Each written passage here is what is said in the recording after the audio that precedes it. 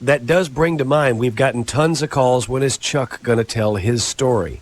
And we don't want to, promote the thing or build it up to where it's something. Yeah. It's just a story, a true story of something that happened to you. Are you gay? Chuck's story. Are you what? Did you ask him if he's gay? No, I asked him if he's game to tell it today. Well, I think it's time for me to come out of the closet, too. Let's go with that story. Are you gay? Well, do you have, Frank Sontag, do you have the Scary Music close? Because we could just use that as a background. Do you want to do this now, or should we do it later this hour? We can do it now, anytime you want. It's fine. I agree. Too much build-up takes something away from it because it's not all that incredible. It's just true is what makes it so weird. Might we please have, Mr. Sontag, the background music, which is necessary for the telling of the Chuck story? She'll be coming around the mountain when she comes. She'll be coming around the mountain when she comes. Wrong choice.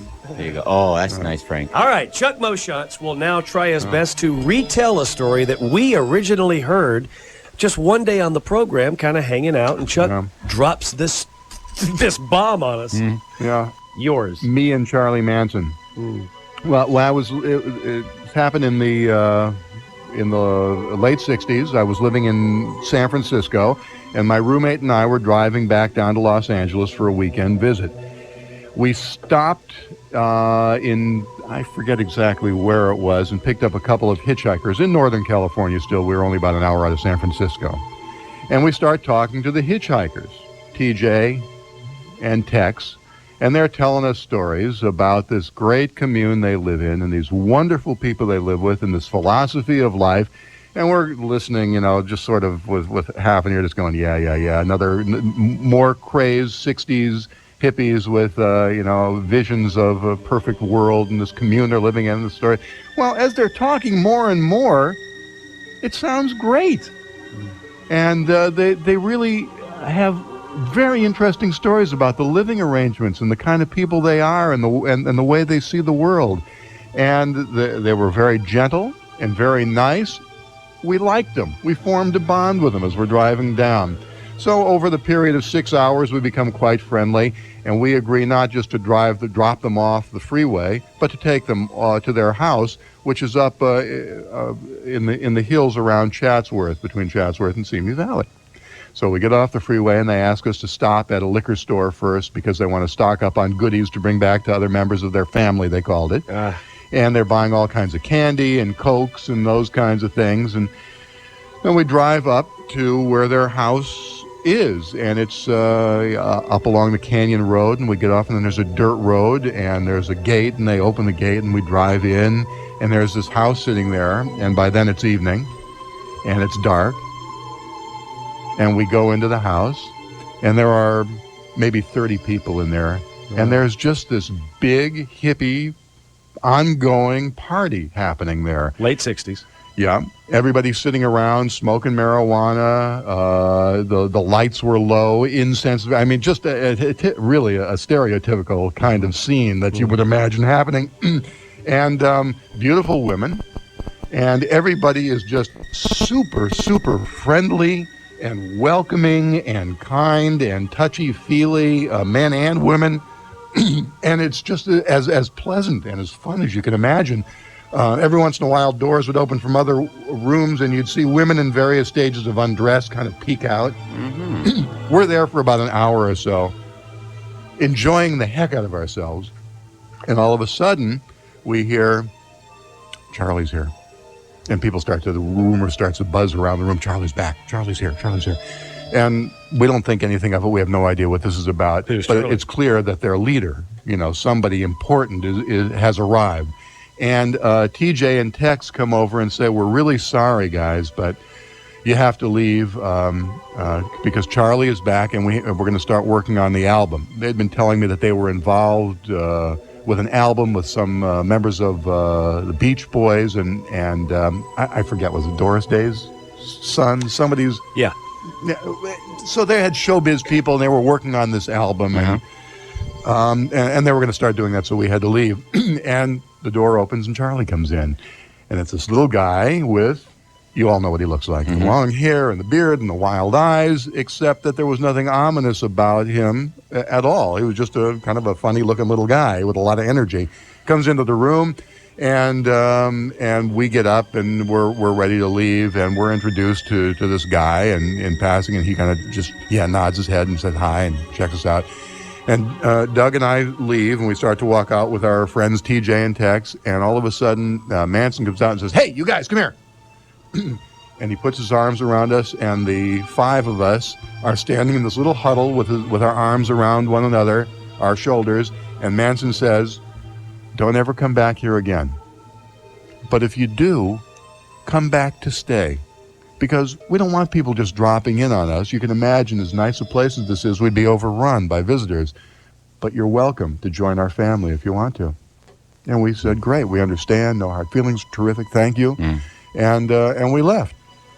And the rest of the weekend, I was telling my friends about this wonderful place I had found, these great people, and what a heavenly sort of place this would be to go and live a peaceful lifestyle and get away from the ills of society. And if I ever disappeared, people would know where I was. I would say, it's not going to happen, but if I ever just didn't show up, right. I've gone and joined this commune. And then the Manson murders happened months later, and I didn't think anything of it. I made absolutely no connection at all until months after that, and the Manson gang had been arrested, and everybody knew who they were, and Manson had appeared his face on Life magazine. And I was reading an article in the magazine, and the article started by describing how you get to the Spahn Ranch by driving up Topanga Canyon towards Simi Valley, and you start to go over the Simi Valley Pass, the Santa Susana Pass, and you drive off this dirt road, and about that point, it hit me that was the route that we had taken, and that Manson was Manson. And, I mean, it was all there to be seen, but my experience of who they were and what they were doing was so totally different than what they were doing and what we all subsequently learned through the media, that I finally made that connection and was completely freaked out by that experience. How much time had passed from the time that Manson had actually arrived to the time you left? Maybe 10 minutes. Oh, that quick? Yeah. So you never really, except for the time when you were leaving, when he said, "Don't come back here." Yeah. You never really got a chance. Never passed the doob to Manson or anything like that. The 2 guys that you picked up in the hitchhiking process, what roles did they play in those murders? TJ, I have no idea who he was or what became of him. Tex was Tex Watson, who is still doing time in Texas for the murders. I mean, he was a participant. Tex, not only was he part of the murders, but if you read some of the actual transcripts of what took place, he was the maniacal, diabolical, craving, lusting the guts of the murdered, and you had him in the back seat of your car for 6 hours. And every time and liked him. Exactly. When I've heard this story so many times, but you didn't feel any of that coming from him? Did you feel anything odd at all? I felt something odd coming from every hippie in those days, I mean, I thought everybody was a little strange. Everybody had their quirks. And, I mean, clearly these guys were pretty antisocial in some ways. I mean, they really had it in for society and really were willing to do something about it by moving out of society and isolating themselves altogether. Yeah. So there was that, but no.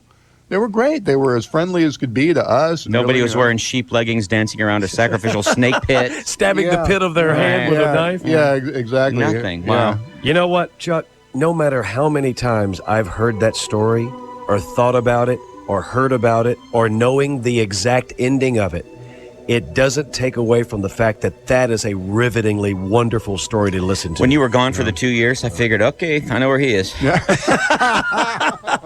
And kind of in a way. Well, there you go. That would kind of officially kick off Halloween for this program. That was great. Wow. That was just great. So you're at this big 60s hippies party, right? Yeah. And let's say, just imagine the person that's dropping acid.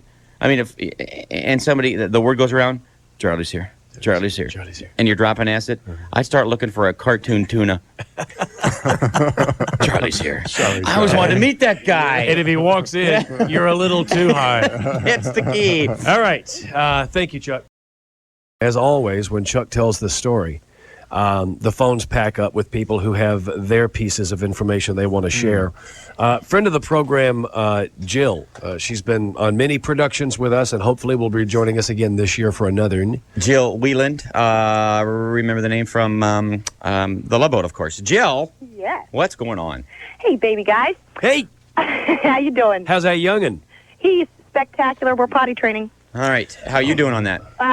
Pretty good. Good target practice with Cheerios. Good. No question. Wow. Really That's not well. bad. That's a good idea. All right. See? I like it myself.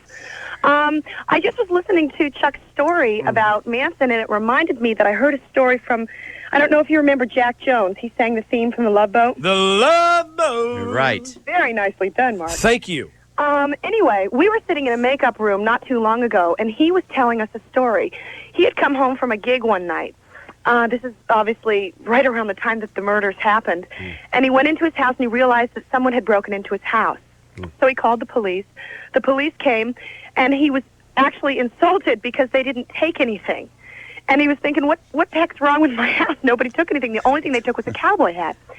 So the police came, took a report, and everything was fine. Well, a couple of years later, he's reading one of the books written by one of the attorneys. I don't think it's Bugliosi, but I can't remember the guy's name. He's reading in this paragraph, and it talks about Tex Watson was saying that he broke into Jack Jones's house. Wow. And as he broke in, Jack Jones happened upon them, and so they went into the back. And the police came, and they said they were waiting to see if the police were to leave at any particular time soon. They would have done to Jack Jones what they did to the LaBianca. So Tex was there to kill Jack Jones. Was it because of the theme? I wish we could take credit for that, but it was way before. Well, so now you're saying that they were still there as the cops were there? Yes. Wow. As he was in his own house. He just wanted to kill Jack Jones? I guess. God. Wow, man. Now, of course, Jill's telling us this story. Jack Jones told you this. Yes. Wow. He told me this. And so. presumably Tex was wearing Jack Jones' hat, too. That's what I'm thinking. Too freaky. Too I wild. know. Interesting they have the same size head. After Jack Jones told you the story, did he say he had a roll of quarters in his pocket? Oh, yeah, busy. Would you please grab them for me, honey? Listen, Jilly, good story.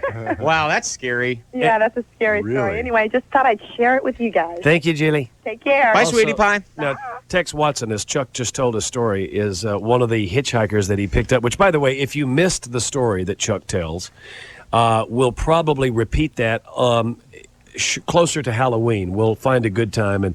And this telling was as good as ever, Chuck. You're in fine storytelling form. I thought you were a little off.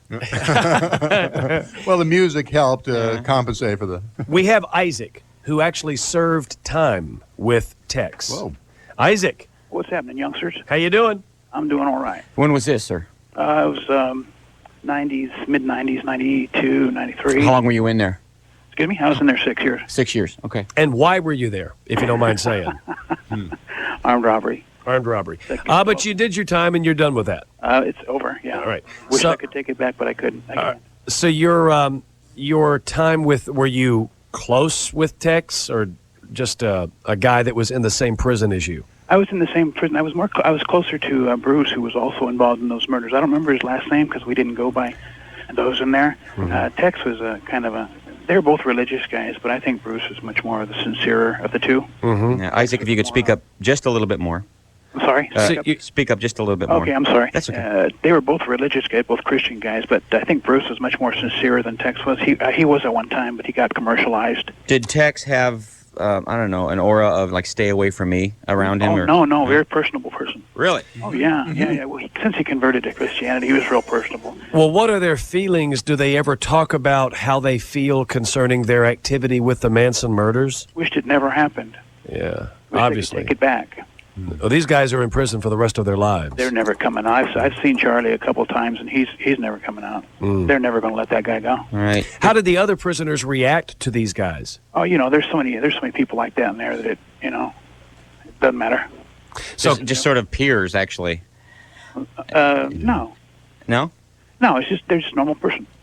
what Regular about? person. Yeah. Is there a lot of newfound Christians in these prisons, guys that repent and? Very big movement, yeah. Yeah. And some of it's real. Did Tex ever tell you the story about the time he got picked up hitchhiking by Chuck Moshontz? And does he tell it as well as Chuck does? I remember Tex having one regret, and that was that Jack Jones thing. Tex just say, you should have seen the look on that guy Chuck's face. Well, how you doing now, Isaac? I'm doing really good. Working a good job, doing real good. Back with my family, and oh, great. No trouble. That's great. All right, well, stand tall, man. Hey, I appreciate you guys. Can I get a mouse pad? Sure. Yes, you Hey, can. guys, one more thing. Yeah. Priva rules, okay? So take care of her. Priva rules. We absolutely do. She Every makes sure, single day. Not joking around, Isaac. If we were to, strip down to very little and decide to have a street fight with maybe even knives, even without knives, Priva would win that. You do understand that, do you not? Oh, you know what? I'd have her at my back anytime. Watch me. I'm going in. Oh, there's so many punchlines here. No kidding. Yeah. Give me a call. All right, Isaac. Bye. Bye-bye, See buddy. ya. I saw, and I forget who it was that did the interview, but it was probably one of the most riveting interviews that I've ever seen on network television. The interviews of the women that were involved in the Manson murders. They, of course, are both in prison, or all three of them are in prison for life. But the interview talking to them about those murders, their feelings at the time, their feelings now, and one of them still to this date won't apologize for what took place and has very little remorse about what happened. And it's real clear she doesn't need to come out anytime soon. She's right where she needs to be. Now, what about Manson himself? I think last time I saw him interviewed was last year, or he's up for parole every year or something, and he's just out. He's out to lunch.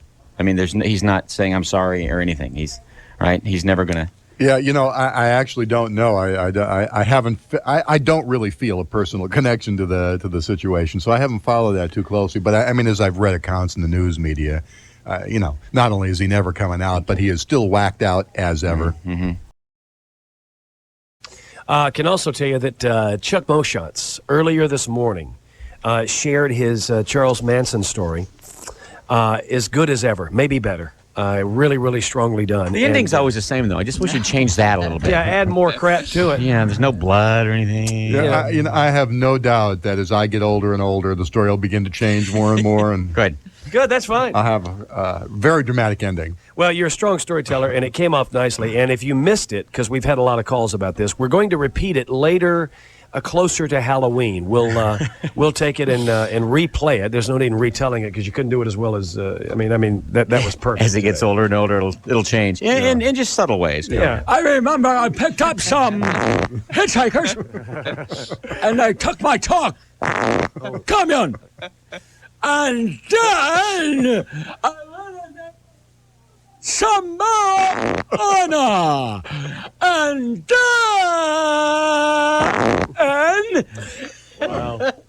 I can't tell you how much I'm looking forward to telling it that way. Charles Manson came out and he looked at me and he said, hey. Okay, so we'll replay that later. We love that story, and Chuck does do a wonderful job telling it. Yeah, a lot of calls. So just know that you're going to get to hear it. We'll let you know when it's going to happen and promote that so you can all join in the frivolity.